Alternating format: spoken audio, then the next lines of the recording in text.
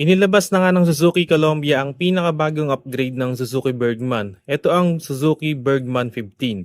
Mas pinalaki, mas pinaporma at talagang meron itong unique design and very premium ng detalye. Dito sa front end, meron itong split LED design, parang pinalaki na headlight ng bagong Bergman 125 ano. Talagang pansin na pansin yan. Tapos sa gitna, meron itong ilaw. Not sure lang kung low beam ba to o high beam.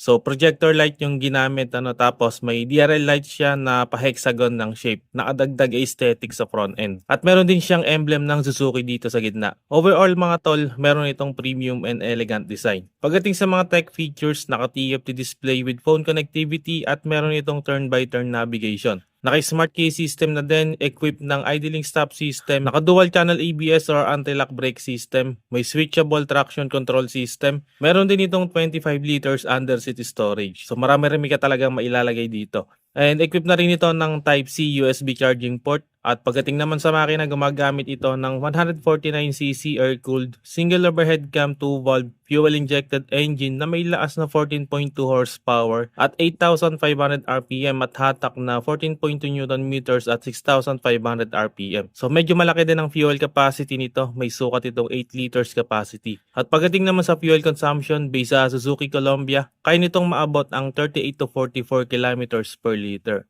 Pagdating sa suspension, mga tol, naka-telescopic sa front at dual shock naman sa likod. Sa brakes, both front and rear ay naka-disc. Sukat naman ang gulong sa harap 110/80 rim 14 at 130/70 rim 14 naman sa likod. At tubeless na nga ang ginamit both front and rear.